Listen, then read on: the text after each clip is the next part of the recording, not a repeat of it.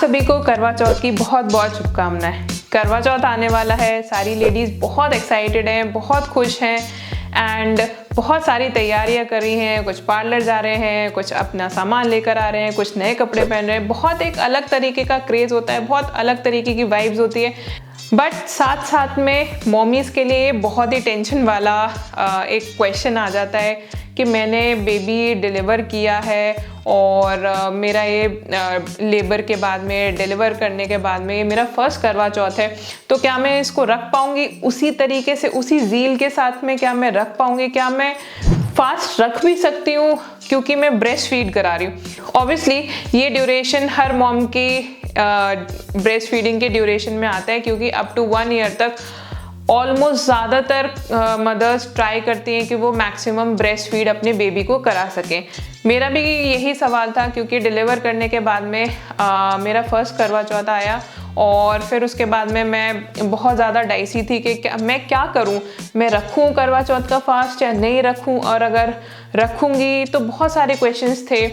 कैसे रखना चाहिए, किस तरीके से रखना चाहिए, क्या खाना चाहिए, क्या नहीं खाना चाहिए, अगर पूरे दिन फास्ट रखेंगे तो मेरी मिल्क प्रोडक्शन पर कुछ फ़र्क पड़ेगा, बेबी के ऊपर कुछ फ़र्क पड़ेगा, मेरे ऊपर कुछ फ़र्क पड़ेगा, एंड बहुत सारे क्वेश्चंस थे। सो फ्रेंड्स, आज इस वीडियो में मैं आपको ये सारी चीज़ें बताने जा रही हूँ। तो without wasting any time, let's get started.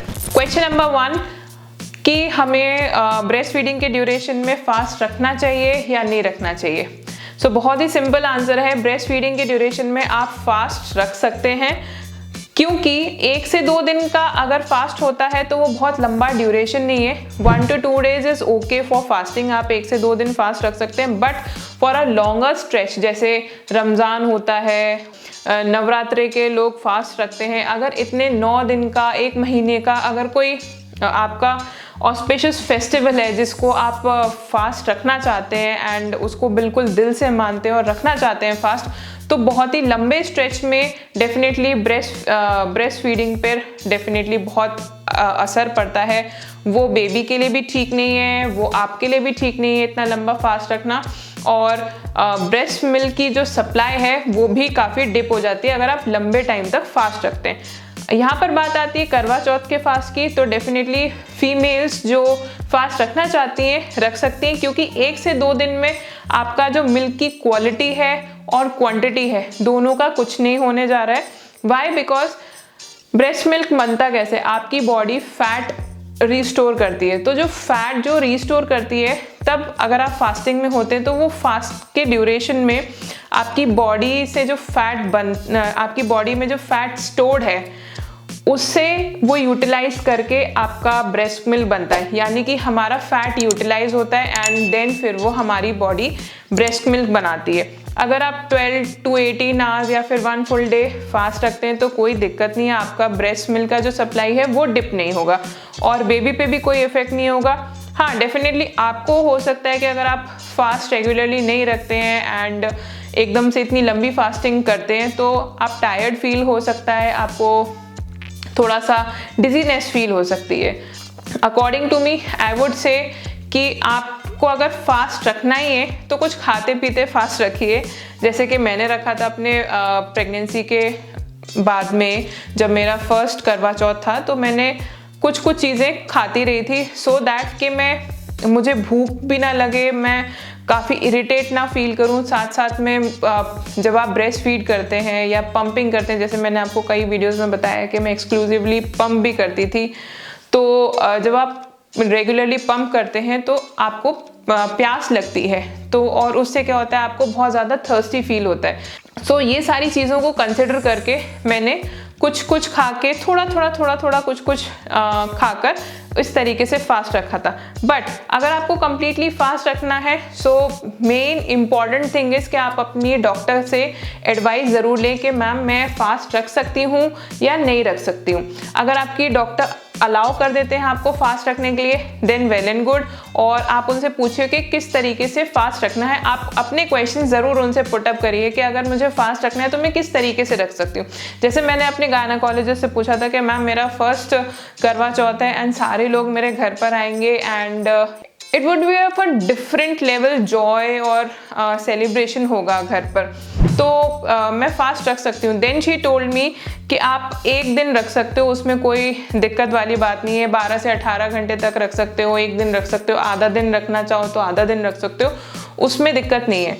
But then she told me कि फास्ट रखने के कुछ तरीके हैं जो कि तुम्हें रखने चाहिए according to my body. She said कि because I was regularly pumping और ब्रेस्ट फीडिंग में हमें जैसे कि थर्स्ट बहुत लगती है, प्यास बहुत लगती है, तो उस चीज़ को उस लेवल तक नहीं ले जाओ या फिर कॉन्स्टिपेट ना हो जाओ, बॉडी में इरिटेशन ना हो जाए।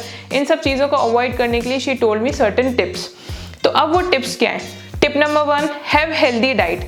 हेल्दी डाइट खाइए आप अपने जैसे जो सरगी होती है, सुबह सुबह की जो मॉर्निंग सरगी होती है, उसमें बहुत तला भुना, सॉल्टी, मीठा, ये सारा चीज़ें आपको नहीं खानी है। आपको क्या खाने हैं? आप oats, quinoa, pulses, fruits, fresh fruits, dry fruits, vegetable salad, ये चीज़ें आप खा सकते हैं जिससे कि वो थोड़ा बॉडी में रहेगा एंड देन फिर उसके बाद में आपको फुलर भी फील करेगा। आप जूसेस, आइसक्रीम, चॉकलेट, मिठाइयाँ, तला हुआ खाना अगर यही मॉर्निंग में खा लेंगे तो एक तो वो हार्ड टू डाइजेस्ट होगा, सेकेंड थिंग आपको एसिडिटी भी कॉज करेगा और फटाफट से आपको कुछ टाइम बाद में फिर भूख लगने लग जाएगी। वाई? बिकॉज मिठाइयाँ आप बहुत सारी तो खा नहीं सकते, 1-1 किलो मिठाई खा नहीं सकते, आधी किलो मिठाई खा नहीं सकते, 1 पीस खाएंगे, 2 पीस खाएंगे। इसी तरीके से फ्राइड फूड भी आप बहुत ज़्यादा नहीं खा सकते। तो ये सारी चीज़ें बहुत ज़्यादा नहीं खा सकते, आपको इमीडिएटली तो फुलर फील कराएंगी, बट उसके थोड़े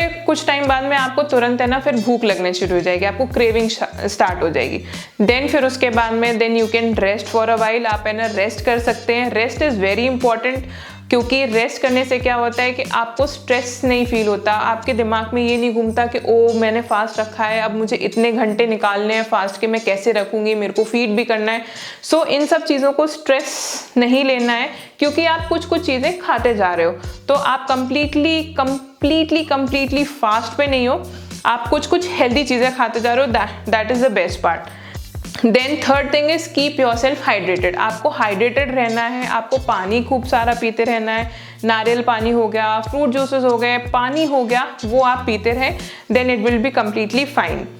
फोर्थ थिंग इज अपने बेबी की जो टॉयलेट काउंट्स हैं, यूरिन काउंट्स हैं, उस पर नज़र रखनी। हालांकि एक दिन में कुछ इतना नहीं चेंज होगा आपके ब्रेस्ट मिल्क में, बट अगर आप लंबे फास्ट के लिए जाते हैं देन फिर ये चीज़ है कि आपको लंबे फास्टिंग को अवॉइड करना चाहिए। बट अगर सिर्फ एक दिन की बात है देन तो कोई डिफरेंस नहीं आएगा, बट स्टिल थोड़ा और ज़्यादा कॉन्शियस होने के लिए, बिकॉज वी आर मदर्स तो हम लोग बहुत ज़्यादा कॉन्शियस होते हैं, तो थोड़ा सा और कॉन्शियस होने के लिए you can just count the number of urines कि आपके बच्चे ने पूरे दिन में कितनी यूरिन्स की हैं। अगर 7+ यूरिन्स है then it is completely fine, कोई डरने की ज़रूरत नहीं है। किन लोगों को थोड़ा सा अवॉइड करना चाहिए? जो मदर्स को लगता है कि उनको एसिडिटी हो रही है, कॉन्स्टिपेशन हो रहा है, या फिर उनको थर्स्ट ज़्यादा लग रही है, डिजीनेस फील हो रही है, टायर्डनेस फील हो रही है, वो इमिडिएटली अपना जो फास्टिंग है वो बंद कर दें।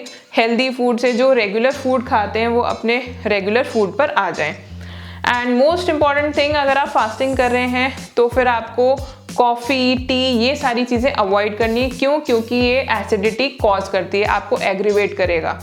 फास्ट करने से पहले अपनी डॉक्टर की सलाह ज़रूर लें, क्योंकि वो आपको इन एंड आउट जानते हैं, आपकी उन्होंने डिलीवरी भी करवाई है, आपको प्रेगनेंसी के ड्यूरेशन से डेफिनेटली वो जानते हैं, एंड फिर उसके बाद में वो आपको इन एंड आउट कम्प्लीटली जानते हैं, तो आपको वो राइट सलाह देंगे। सो फ्रेंड्स, होप आपको मेरी वीडियो इन्फॉर्मेटिव लगी होगी। प्लीज़ लाइक एंड शेयर करना ना भूलें, कमेंट ज़रूर करें, and please subscribe to my channel. And once again happy Karva Chauth to everyone. Thank you.